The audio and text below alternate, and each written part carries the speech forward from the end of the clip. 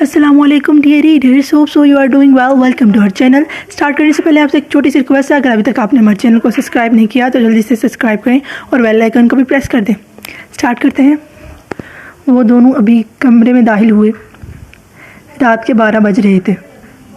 पाकिज़ा change करने और fresh होने के लिए वॉशरूम में चली गई। बालाज भी दूसरे वॉशरूम में चला गया। 10 मिनट के बाद वो कमरे में आया। पाकिज़ा अभी तक कमरे में नहीं आई थी। वो बेड पर बैठ गया। 5 मिनट के बाद वो भी बाथरूम पहने टॉवल से बालों को खुश करते हुए बालाज के साथ आकर बैठ गई। इसके भीगे लबों को देखकर और गीले बालों को देखकर बालाज शाह मदहोश होने लगा।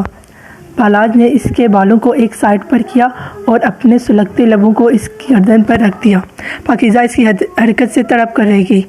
ये तुम क्या कर रहे हो? वो थोड़ा हिचकिचा कर बोली। तुमसे प्यार कर रहा हूँ और तुम मुझे नहीं रोक सकती। पूरा हक है मेरा।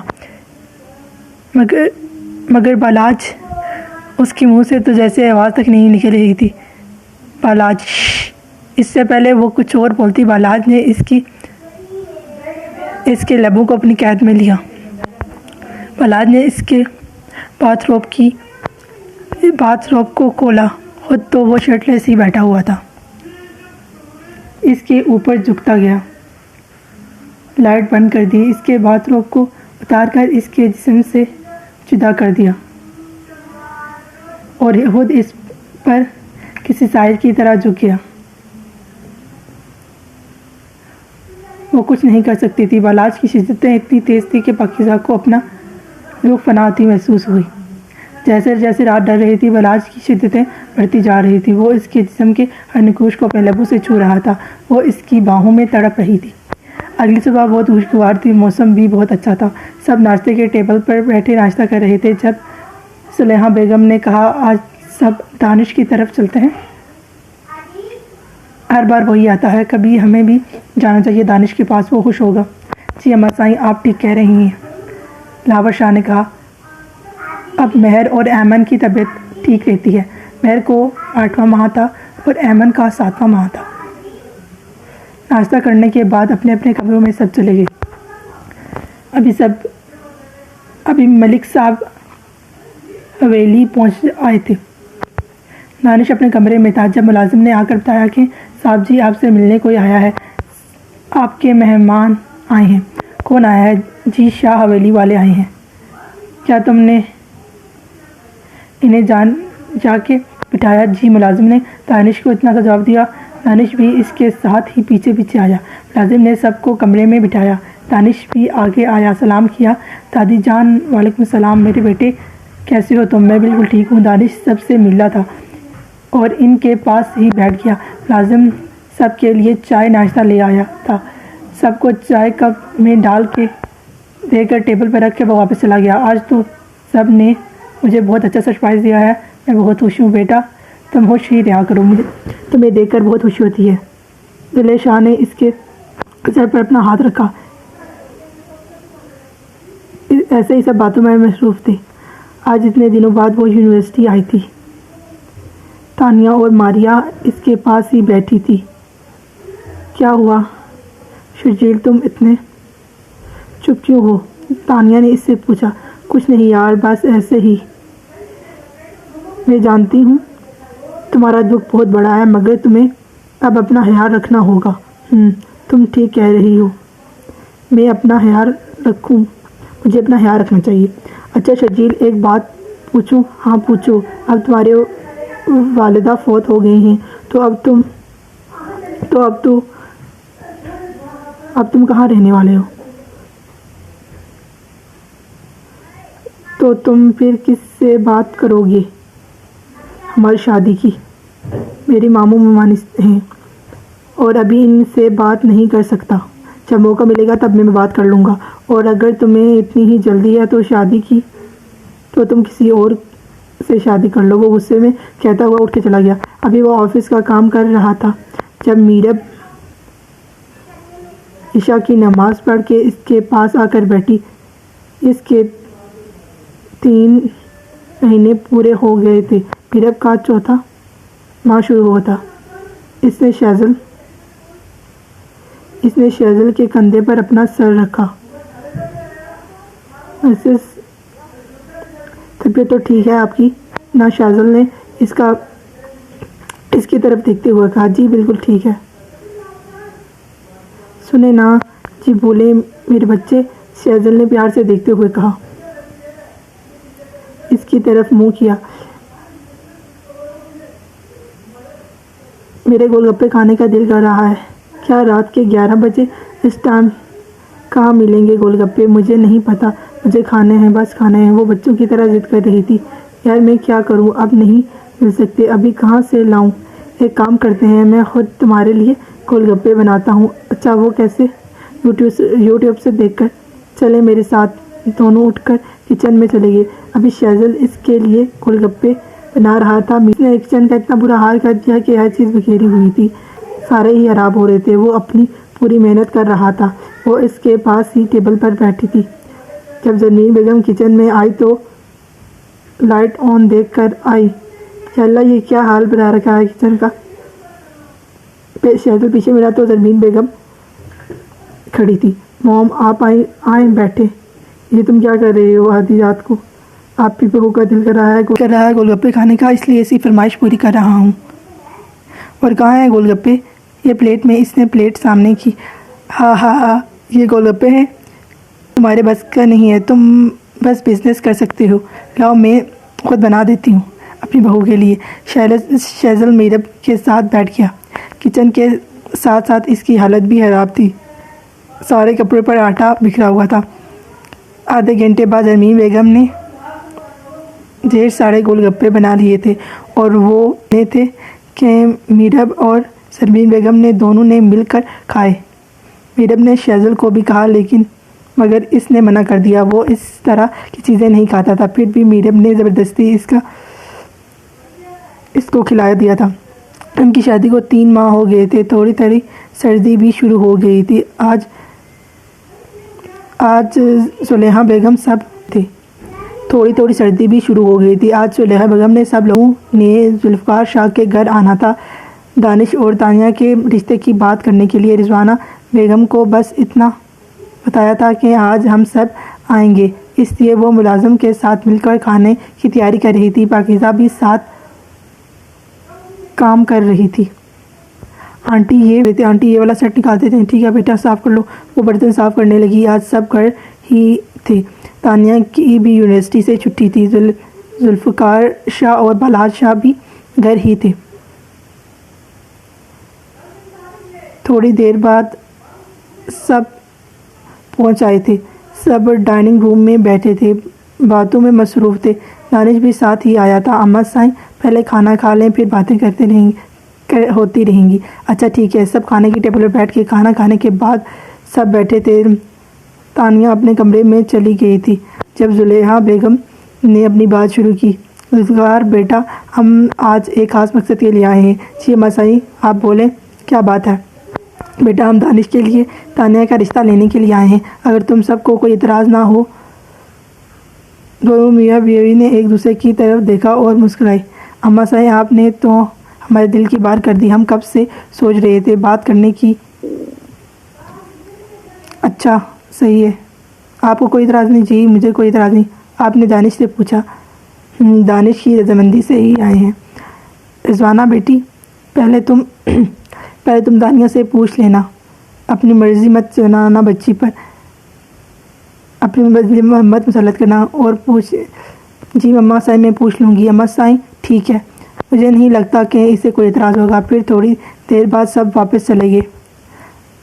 अब महर की डिलीवरी का टाइम नज़दीक आया था। ऐमन का 1 महीना अभी रहता था। जुलेहा बेगम आज अपने हाथों से अपने पोते के लिए देसी घी तैयार कर रही थी और सब इनके पास ही बैठे थे। सारी औरतें अम्मा साईं यार ये बहुत अच्छा बना है। सानिया बेगम ने एक लड्डू खाते हुए कहा। अच्छा तो बना है। थोड़ी देर बाद सब कुछ बन गया था। सारे लड्डू तैयार हो चुके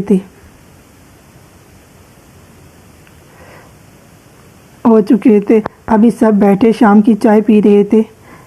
बेगम साहिबा, आपने तानिया से बात की है? क्या कहा इसने? जी बात की थी, वो नहीं मानी। क्यों नहीं मानी? वो कहती है कि मुझे अभी शादी नहीं करनी। तो शादी करके कन तो शादी कर को रहा है, पहले इसकी पढ़ाई मुकम्मल हो जाएगी फिर शादी की जाएगी। वो कहती है मुझे टाइम चाहिए सोचने के लिए। 1 हफ़्ता हो गया है, अभी इसे और कितना टाइम चाहिए? दानिश घर का बच्चा है और इतना समझदार और सुलझा हुआ है। आप एक बार फिर इससे बात करें। ठीक है, मैं बात कर लूँगी, मैं बात कर लूँगी, आप फिक्रमंद ना हों। अभी दोपहर के 1 बजे का टाइम था, सब अपने कमरों में थे जब मैं दर्द की वजह से उठ गई। मेरे पास बैठो, क्या हुआ है तुम्हें? चरम ठीक हो तो तुम? मीशा, मुझे बहुत सख्त दर्द हो रहा है, ऐसे जैसे मेरी जान निकल रही हो। एक बार फिर दर्द की लहर इसके जिस्म में दौड़ गई। वो कराह रही थी और आहिस्ता आहिस्ता से चिल्ला भी रही थी। तुम खुद को संभालो, मैं अम्मा साईं को बुला कर लाता हूँ। वो उठ कर चला गया। 5 मिनट बाद सानिया बेगम को लेकर आ गया था। मेरी बच्ची ताई साईं, मुझे बहुत ज़्यादा दर्द हो रहा है, मैं जल्दी से गाड़ी निकालता हूँ, अस्पताल चलते हैं। अम्मा साईं और महर को भी सहारा देते हुए बाहर चला गया। इसकी आवाज़ें सुनकर सब उठ गए थे। अपनी बेटी को तकलीफ़ में देखकर सानिया बेगम इसकी तरफ लपकी। मेरी बच्ची, हौसला रखो, कुछ नहीं होता। दोनों ने मिलकर इसे गाड़ी में बिठाया और अस्पताल ले गए। बाकी सब भी अस्पताल चले गए थे। हवेली में बस अमन और हसन ही थे। अभी महर को अंदर ले जाया गया था। सबको बाहर बहुत ज़्यादा टेंशन हो रही थी। थोड़ी देर बाद डॉक्टर बाहर आया। डॉक्टर, मेरी बच्ची ठीक है ना? जी माशाल्लाह से दोनों ठीक है और मुबारक हो, बेटा हुआ है। माशाल्लाह, बहुत मुबारक हो। तुम सबको ज़ुलैहा बेगम ने कहा। हसन को भी फ़ोन कर दिया था। महर की डिलीवरी नॉर्मल हुई थी, इसलिए 1 घंटे तक इसको छुट्टी मिल गई थी। सब वापस हवेली आ गए थे। अभी वो इसके साथ कैंटीन में बैठी थी। शर्जील, प्लीज़ अपने मामू मामानी से बात करो। मेरे घर वाले मेरी शादी करना चाहते हैं, तुम कब बात करोगे इनसे? वो थोड़े गुस्से से बोली। तानिया, मैं अभी इस कंडीशन में नहीं हूँ कि शादी की बात कर सकूँ।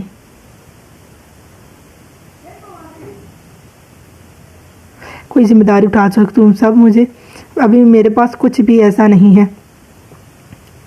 जब मेरे पास सब कुछ ठीक होगा तब मैं बात कर लूँगा, समझ आई? वो गुस्से से कहता हुआ चला गया। बारिया भी इसके पास आकर बैठ गई। तानिया, तुम्हें कुछ बताना था, अगर तुम बुरा ना मानो तो। हाँ बताओ, क्या बात है? तानिया, मैंने शर्जील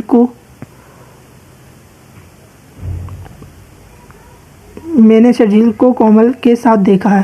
दोनों बहुत खुश लग रहे थे। ये क्या कह रही हो तुम? शर्जील ऐसा नहीं है, तुम्हें कोई गलत फहमी होगी। तुम मुझसे पर यकीन नहीं करती तो चलो मेरे साथ। वो अभी यहाँ से इसके पास ही गया है, चलो मेरे साथ, मैं तुम्हें दिखाती हूँ। वो दोनों उठकर बाहर की तरफ चली गई।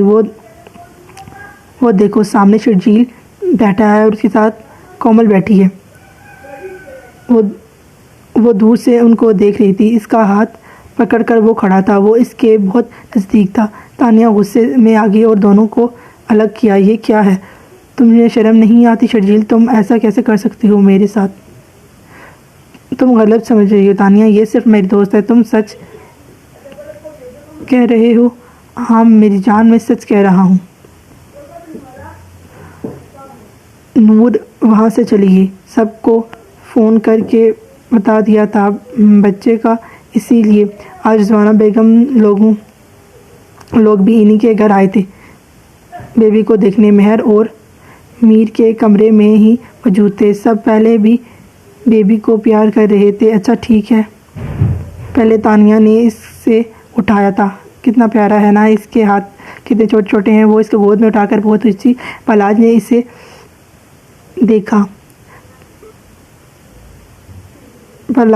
देखा, बच्चे को उठाए हुए देखा और पाकीज़ा और बलाज ने मिलकर इसे प्यार किया। फिर रिजवाना फ़ोन ने उठाया और इस तरह बारी बारी सब ने इससे प्यार किया। ऊंचा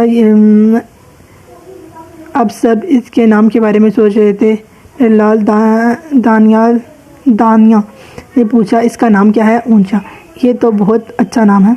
सबको ये नाम बहुत अच्छा लगा था। थोड़ी देर बाद सब कमरे से बाहर आ गए थे। महर और उन दोनों सो गए थे। अभी रिजवाना बेगम और जिला बेगम दोनों बैठी थी, बाकी भी सब कमरे में थे। रिजवाना, तुमने पूछा दानिया से दानिया के रिश्ते का बताया? जी अम्मा साईं, मैंने बात की थी, इसने टाइम मांगा है। कितना टाइम मांगा है? मुझे थोड़ा टाइम दे दें, मैं इससे पूछूंगी। 1 महीना गुजर गया है, इतना टाइम बहुत होता है। तुम जुल्फ़कार से पूछ कर जवाब दे दो। अम्मा साईं, मैं आज ही घर जाके बात करती हूँ। रात का खाना खाने के बाद वो वापस अपने घर चली गई। अभी तक तानिया ने घर पे शर्जील के बारे में कुछ भी नहीं बताया था, और ना ही इसको पता था कि शर्जील पाकीज़ा का कज़न है, और ना ही शर्जील को पता था कि दानिया पाकीज़ा की नंद है। इस बात से दोनों ही अनजान थे। यार शर्जील, ये तो तुम क्या कह रहा है? तुमने तो दो लड़कियों को सेट कर रखा है, कभी नूर तो कभी तानिया। तेरी तो क्या ही बात है, तेरे तो मज़े ही है। अयान यार, ऐसे कुछ नहीं है। तुझे पता है तानिया इतनी चिपकू है, कहती है घर वालों को शादी करने की बात करो। इसे कौन समझाए? मैं इसके साथ टाइम पास कर रहा था। हाँ, दोनों हंसने लगे।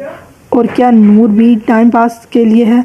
हाँ यार, दोनों ही टाइम पास के लिए हैं। शादी तो मैं अपने मामू की मर्ज़ी से करूँगा। इन जैसी लड़कियों से कौन शादी करना चाहेगा? अब क्लास में चलते हैं। फिर वो इंग्लिश का लेक्चर लेने के लिए क्लास में चले गए। दोनों हंसते हुए क्लास की तरफ चले गए, और इनकी बातें मारिया ने सुन ली थी। इसके पैरों तले से ज़मीन निकल गई थी। इनकी बातें सुनकर मुझे ये सब तानिया को बताना होगा। तानिया को बर्बाद नहीं होने दे सकती मैं। अभी वो इसे ढूंढते हुए आई थी, और तानिया इससे लाइब्रेरी में मिल गई थी। तानिया, मुझे तुम्हें एक ज़रूरी बात बतानी है। वो भागकर इसके पास आई। इसकी सांस फूली हुई थी। मारिया, पहले बैठो। क्या हुआ है? पानी पियो। तुम इतनी घबराई हुई क्यों लग रही हो? तानिया, शर्जील तुम्हें धोखा दे रहा है। वो तुमसे शादी नहीं करेगा। ये तुम क्या कह रही हो मारिया? शर्जील मुझसे बहुत प्यार करता है। तानिया ने मारिया से ज़्यादा खुद को इस बात की तसल्ली दी। नहीं तानिया, ये सच है। वो तुमसे प्यार नहीं करता, वो सिर्फ तुम्हारे साथ टाइम पास कर रहा है। तानिया ने मारिया को थप्पड़ मारा। तुम मेरे और शर्जील के प्यार के बारे में ऐसे कैसे कह सकती हो? इसलिए शर्जील के बारे में मैं कोई बात नहीं सुन सकती, और तुम मेरे बचपन की दोस्त हो। इस तरह से तो मत करो मेरे साथ। मैं जानती हूँ तुम्हें शर्जील तुम्हें पसंद नहीं, इसलिए तुम ये सब बकवास कर रही हो। तुम इतना गिर कैसे सकती हो मारिया? मैं कभी सोच भी सकती। मारिया अपने गाल पर हाथ रख के बेखीनी से तानिया को देख रही थी। आज तक तानिया ने इसे कभी बुरा भला नहीं कहा था, और आज इसने हर हद पार करके तानिया के मुंह पे एक थप्पड़ रसीद कर दिया था। क्या हुआ तानिया, तुम्हारा मूड क्यों ऑफ है? इधर इस तरह अकेले क्यों बैठी हुई हो? नहीं भाभी, सर में दर्द था इसलिए थोड़ा मूड ऑफ है। और अच्छा, पाकीज़ा इसके पास ही बैठ गई थी। तानिया, तुम क्या सोच रही हो? किस बारे में? भाभी, मैं दानिश से शादी करने के बारे में। भाभी, मैं आपसे सच कहूँगी। हाँ कहो। तुम मुझे अपनी बहन नहीं समझो। मैं दानिश ज़ारा से शादी नहीं करना चाहती, किसी और को पसंद करती हूँ, और वो मेरे क्लास में पढ़ता है। आप बालाज लाला से बात करें ना। इससे पहले पाकीज़ा कुछ और बोलती, बालाज वहाँ आ गया। इसने तानिया की बात सुन ली थी। ये क्या कह रही हो तुम? तानिया बालाज को देखकर तानिया के रंग फीके पड़े थे। तुम किसी को पसंद करती हो? ये सब करने जाती हो तुम यूनिवर्सिटी में? अभी अब्बा साईं को बताता हूँ तुम्हारे बारे में। तुम्हारी यूनिवर्सिटी जाना बंद कराता हूँ। वो गुस्से से कहता हुआ चला गया। वो इस टाइम लॉन्च में खड़ा अपने अम्मी अब्बू को आवाज़ें दे रहा था। अम्मा साईं, अब्बा साईं, कहाँ हैं आप जल्दी आएँ। और अभी अपनी लाडली की करतूत सुने। रिजवाना बेगम और जुल्फ़कार शाह दोनों कमरे से बाहर आ गए। बालाज, इतने शोर क्यों मचा रहे हो? ये आपकी लाडली से पूछें, इसने क्या किया है? तानिया भी पाकीज़ा के साथ साथ आ गई थी। तानिया, बालाज इस तरफ से क्यों कह रहे हो? जी अम्मा साईं, वो इसकी आंखों में नमी उतरते देखकर रो रही थी। अम्मा साईं यूनिवर्सिटी में किसी लड़के के साथ इन्वॉल्व है, किसी को पसंद करती है। मैं इसलिए ही दानिश के रिश्ते से इनकार कर रही थी। क्या? बालाज की बात सुनकर जुल्फ़िकार शाह और रिज़वाना बेगम दोनों ही दंग रह गए थे। क्या ये सच है? दानिया, बस मैं आपको बताना चाहती थी मगर मेरी हिम्मत नहीं हुई। ये सच है, मैं किसी को पसंद करती हूँ। तानिया के हाथ पाँव कांप रहे थे। तानिया के इकरार ने जुल्फ़िकार शाह के गुस्से को बढ़ा दिया था। उन्होंने एक ज़ोरदार तमाचा इसके मुंह पर दे मारा। वो दूर जा गिरी। इससे पहले कि वो किसी की मजबूत भाव ने इसे संभाल लिया। तुम ठीक तो हो? इसने सर उठाकर देखा तो वो कोई और नहीं बल्कि दानिश शाह ही था। ये आप क्या कर रही हैं फूफा जी? कोई ऐसे बच्ची को इस तरह से मारता है? दानिश बेटा, तुम हमारे मसले में मत पड़ो। जुल्फ़िकार शाह ने दानिया को दानिश से अलग करते हुए तरफ खींचा। आओ बैठो। तुम पाकीज़ा तानिया को लेकर कमरे में चली गई। वो इसे लेकर चली गई। आओ बैठो। कैसे आना हुआ? बाकी सब बैठ गए थे। ये दादी जान ने मिठाई भिजवाई थी मीर और महर के बेटे की पैदाइश पर। और सुनो, कैसे हो? सेहत तबीयत ठीक है? जी अल्हम्दुलिल्लाह, शुक्र है। फूफा जान, आप सुनाइए, आप सब ठीक है? अरे बेटा बैठो, कोई चाय नाश्ता करके जाना। मुझे वापस अभी हवेली जाना है, बहुत ज़रूरी काम है। ठीक है बेटा।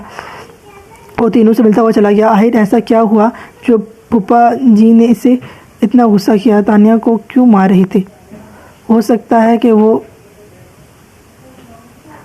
जब से आया था यही कुछ सोच रहा था। आखिर तानिया से प्यार करता था, इसलिए इसके लिए फ़िक्रमंद हो रहा था। वो अपने ही सोचों में था जब मुलाजिम आया। साहब जी, दानिश साहब। जी हाँ, खाना खा लें।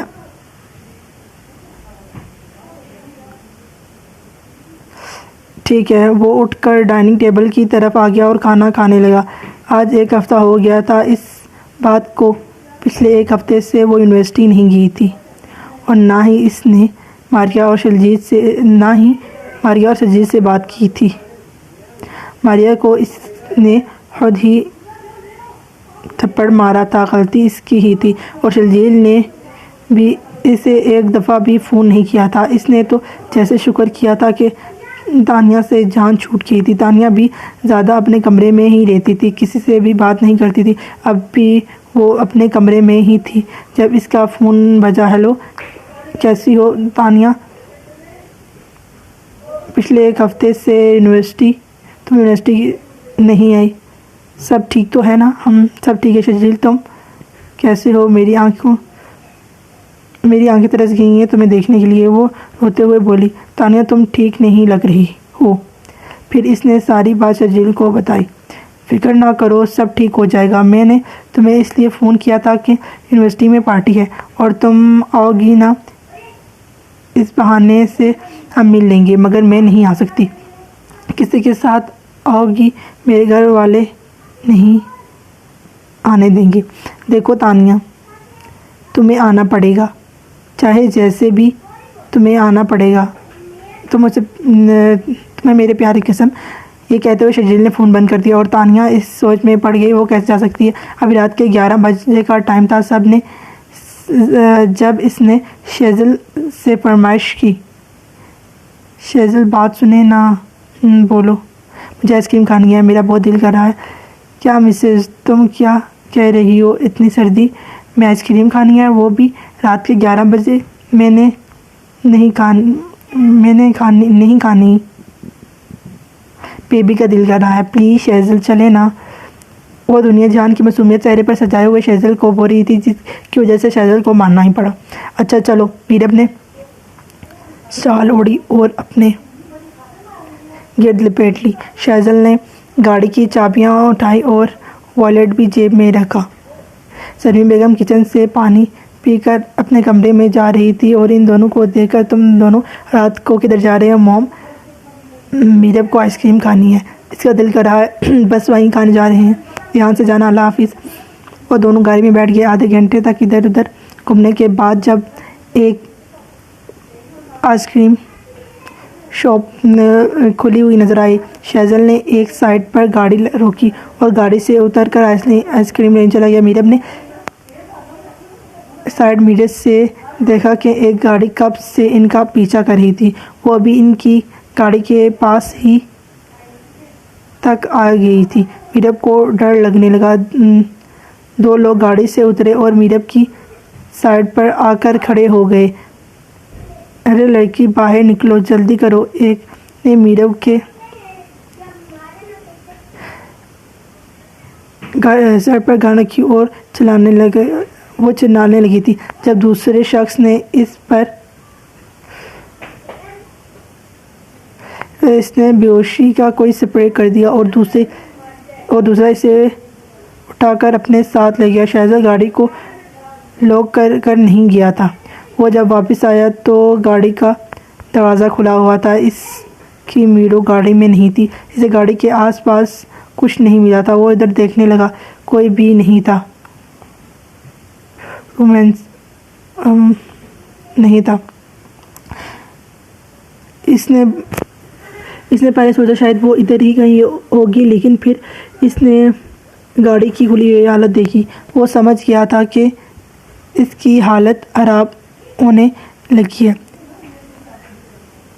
दिमाग काम करना बंद हो गया था। वो गाड़ी में बैठा और गाड़ी को हवा की स्पीड से उड़ाने लगा। आज यूनिवर्सिटी में पार्टी थी और तानिया को ये फिक्र खाई जा रही थी कि कैसे जाए। इसने जल्दी से कपड़े पहने और तैयार होकर पलाज और जुल्फ़िकार शाह ऑफिस जाने लगे थे। पाकीज़ा और रिज़वाना बेगम किचन में थी। इसने कमरे का दरवाज़ा खोला तो सामने कोई नहीं था। अच्छा मौका था। वो बिना किसी की परवाह किए बाहर की तरफ भाग गई और जाकर बलाज की गाड़ी की डिग्गी में छुप गई। 5 मिनट बाद वो दोनों बाप बेटा गाड़ी में बैठ गए। ऑफिस के लिए निकल गए थे। इसकी यूनिवर्सिटी ऑफिस के रास्ते में ही थी। 25 मिनट बाद गाड़ी रुकी और बलाज और जुल्फ़िकार शाह उतरकर अपने ऑफिस की तरफ चले गए। इसकी यूनिवर्सिटी थोड़ी ही दूर थी, 10 मिनट का फासला था। वो जल्दी से निकली और चादर को अच्छे से ओढ़कर तेज़ कदम उठाते हुए चली। शर्जील को ढूंढने लगी। जब किसी से टकराई थी तो वो शर्जील ही था। वो भागकर इसके सीने से लगी। तुम आ गई, मुझे पूरा यकीन था तुम ज़रूर आओगी। चलो चलकर एंजॉय करते हैं। दोनों इस तरफ चले गए थे जिधर सब इंतजाम किए थे। हर तरफ लड़के लड़कियां एंजॉय कर रहे थे। शर्जील, बात सुनो तुम, रुको मैं आता हूँ। क्या हुआ? अयान क्यों बुलाया? यार ये कहाँ से आ गई? तो फिर इसके साथ है तो तूने इसे छोड़ दिया था? वो पागल है क्या? इतना आसान नहीं है छोड़ना। कुछ दिन तक छोड़ दूंगा। और हाँ, और हमारा प्लान रेडी है ना? हाँ। ये ले जूस, इसे पिला दो, फिर असर देखो। शर्जील ने अयान से जूस का गिलास लिया और तान्या के साथ आया। ये लो, ये जूस पी लो, खुद को रिलैक्स करो। तान्या ने इससे जूस का गिलास लेकर पी लिया और इसे चक्कर आने लगे क्योंकि शर्जील ने इसके जूस के अंदर कोई नशे की चीज़ मिलाई थी। वो बेहोश होने लगी। वो इसे लेकर चला गया जहाँ कोई नहीं था। एक क्लासरूम में ले गया और अयान ने इन दोनों की कुछ तस्वीर बनाई। चलो हमारा काम हो गया। इसने तानिया नामी बला से तेरी छुट्टी हो जाएगी। अब इसका क्या करना है? इसको यहाँ रहने दो, जब होश में आएगी तो खुद ही चली जाएगी। दोनों वहाँ से चले गए। अभी वो घर पहुँचा था। मॉम, डैड, आप कहाँ हैं? शहज़ल की आवाज़ सुनकर तैमूर साहब और ज़ुलेखा बेगम दोनों कमरे से बाहर आए थे। शहज़ल, सब ठीक है ना? नहीं डैड, कुछ भी ठीक नहीं। मॉम, कोई मीरू को ले गया। कौन? मीरब, उसकी हालत तड़प गई थी। इसे कोई ले गया है, मुझसे दूर। वो 30 साला मजबूत असाब का मालिक मर्द अपनी माँ के सीने से लगकर फूट फूट कर रो रहा था अपनी मीरो के लिए। बेटा, संभालो खुद को। कुछ भी नहीं हुआ तैमूर साहब, आप पुलिस को फ़ोन करें। हाँ, मैं करता हूँ। शहज़ल बेटा, खुद को संभालो। तुम इस तरह हिम्मत कैसे हार सकते हो? तुम मीरब को कैसे ढूंढोगे? मॉम, मैं अपनी मीरू को हिफाजत नहीं दे सका। मुझे उसको ढूंढना है, पता नहीं वो कहाँ चलेगी। वो अपने आंसू साफ करते हुए बोल रहा था। मेरे हाथ से नहीं बचेगा। वो गुस्से से गाड़ी में बैठता चला गया। तैमूर साहब ने पुलिस को इत्तला दे दी थी। पुलिस भी इसे ढूंढ रही थी। तैमूर साहब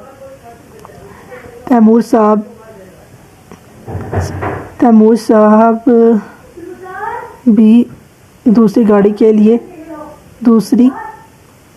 के लिए शहज़ल के पीछे आ गए। अब घर पे सिर्फ ज़ुलेखा बेगम अकेली थी। इसे होश आया तो वो दोपहर के 1 बजे का टाइम था। वो फ़ौरन से उठी, अपनी चादर ओढ़ी और बाहर की तरफ भागी। वहाँ कोई नहीं था, सब पहले ही जा चुके थे। सिर्फ चंद लड़के लड़कियाँ ही थी। वो भागते हुए बाहर गई और जल्दी से रिक्शा में बैठकर घर की तरफ चली गई। इसने रिक्शे वाले को अपनी गाड़ी उतार कर दे दी। पैसे तो थे ही नहीं इसके पास। घर के अंदर दाखिल होते तो रिजवाना बेगम सामने ही सोफे पर बैठी थी। पाकीज़ा भी इनके पास ही बैठी थी। रिजवाना बेगम खड़ी हुई थी, इसके पास आई और थप्पड़ मारा इसे। कहाँ गई थी तुम? हमारी इज्जत को नीलाम करने शर्म नहीं आती तुम्हें? जितना लाड प्यार तुम्हें हमने दिया तुम उतनी बिगड़ती जा रही हो। अम्मा साइन, मेरी बात तो सुनने में यूनिवर्सिटी गई थी और कहीं नहीं गई थी। इसने पहले रिजवाना बेगम इसे और मारती पाकीज़ा सामने आ गई। आंटी मत मारे, बेचारी की पहले ही हालत इतनी ज़्यादा ख़राब है। रिजवाना बेगम गुस्से से वहाँ से अपने कमरे में चली गई। भाभी, मैंने कुछ नहीं किया। वो पाकीज़ा के सीने से लगकर रो रही थी। फिर वो इसे उठाकर कमरे में इसे कमरे में छोड़ आई। पाकीज़ा इसे छोड़कर वापस आई थी और शीशे के सामने खड़ी खुद की हालत देखकर रो रही थी। कंधे से कमीज़ फटी हुई थी, बाल बिखरे हुए थे।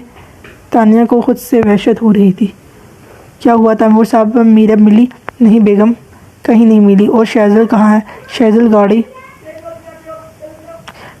कर रहा है। शहज़ल भी अंदर आकर बैठ गया। इसकी आंखें सुर्ख हो रही थी, चेहरे पर परेशानी के आसार वाज़े नज़र आ रहे थे। तो पुलिस क्या कर रही है? क्यों नहीं अभी तक मिली मीरब? मॉम, पुलिस को मना कर दिया है।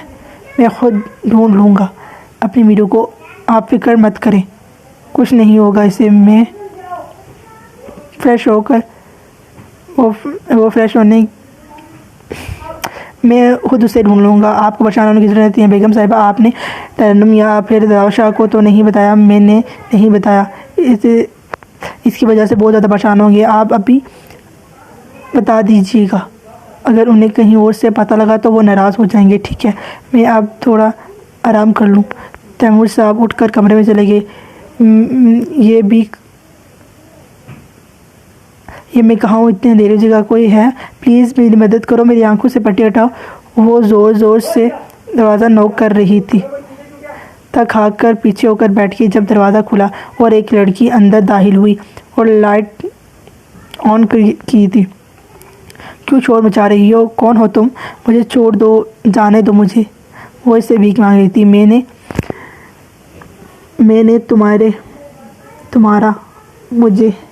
तुमने मुझे क्यों कैद किया है? यहाँ बंद क्यों किया है तुमने? तुमने ही तो बिगाड़ा है, सब कुछ तुमने ही बिगाड़ा है। सब कुछ तुम्हारी ही वजह से हुआ है शहज़ल, मेरा नहीं हो सका। मैं इससे बहुत प्यार करती हूँ। इस लड़की ने मीरब को बालों से पकड़कर इसे बो रही थी। इसने मीरब का सर दीवार के साथ मार दिया। खून निकलकर इसी चेहरे पर आया था और वो मीरब कर आई थी। छोड़ दो मुझे दर्द हो रहा है। मीरब की आंखों में आंसू भर आए थे। तुझे दर्द हो रहा है? तूने सोचा है जब शहज़ल ने तुझसे शादी की थी तो मुझे कितना दर्द हुआ था? इस लड़की ने अपने दर्द इसे सुनाया।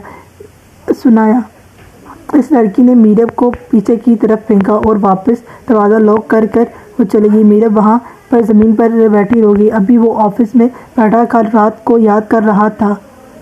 कितने खुश थे वो दोनों एक साथ, और ना जाने किसकी नज़र लगी थी इसकी खुशियों को, इसकी मीरब को। एजाज कमरे में आया। जी सर, आपने बुलाया? हाँ ये देखो। क्या तुम इस ब्रेसलेट को जानते हो? सर, ये आपको कहाँ से मिला? कल रात गाड़ी से मिला और इसके अलावा मेरे पास कोई और सबूत नहीं। जी सर, मैं जानता हूँ ये ब्रेसलेट किसका है। ठीक है एजाज, अब तुम्हें हर टाइम इस पर नज़र रखनी होगी। जी सर, ठीक है, अभी तुम जा सकते हो। एजाज ने कहा। वो दूसरे नैन्सी कमरे में आई। गुड मॉर्निंग सर, ये आपकी कॉफ़ी। सर, मुझे बहुत अफसोस हुआ। आपकी वाइफ का वो बहुत अच्छी थी। जिसने भी ये सब किया अल्लाह इसे गारक करे। ठीक है, आप जाओ यहाँ से। नैन्सी वहाँ से चली गई। अस्सलाम वालेकुम अम्मा साईं। अम्मा साईं, बहुत मुबारक हो पोते की। अब तो फिर परदादी बन गई। खैर मुबारक, तुम्हें भी मुबारक हो हमारी लाडली की तरह। इससे तो बात की होगी ना तुमने? जी वो भी ठीक है, मैंने उससे बात की है। ज़रमीन मीरब की तबीयत तो ठीक है ना? तुम्हारा चेहरा भी उतरा हुआ है। उन्होंने वीडियो कॉल की थी। जी अम्मा साईं, दरअसल आपको कुछ बताना था। हिम्मत नहीं हो रही कि मैं आपसे बात करूं। वो आंखों में नमी लेके बोली। तैमूर साहब ने फ़ोन पकड़ लिया। अस्सलाम वालेकुम अम्मा साईं। जी कैसी हैं? वालेकुम सलाम बेटा, मैं ठीक हूँ, आप कैसे हो? और क्या? जी अल्हम्दुलिल्लाह, मैं भी ठीक। वो क्या बताना चाह रही थी? जुलेहा बेगम के पास ही बैठी थी। जी अम्मा साईं, वो मीरब बेटी को किसी ने किडनैप कर लिया है। कोई से अगवा करके ले गया है। क्या बोल रहे हो तुम? जी अम्मा जी यही बताना चाह रही थी ज़रमीन। दूसरी तरफ तो अब पैरों के तले ज़मीन पर बैठे उसको अपने पैरों के तले से ज़मीन खिसकती हुई महसूस हुई। उसकी माँ दाड़े मार के रोना शुरू हो गई। अब वो उसमें हिम्मत नहीं थी कि तैमूर साहब भी उनसे कुछ और बात करते। उन्होंने फ़ोन बंद कर दिया। सब मीरब के बारे में बहुत ज़्यादा परेशान हो रहे थे। जब से ये सुना था कि तरन्नुम बेगम ने बस रो ही जा रही थी।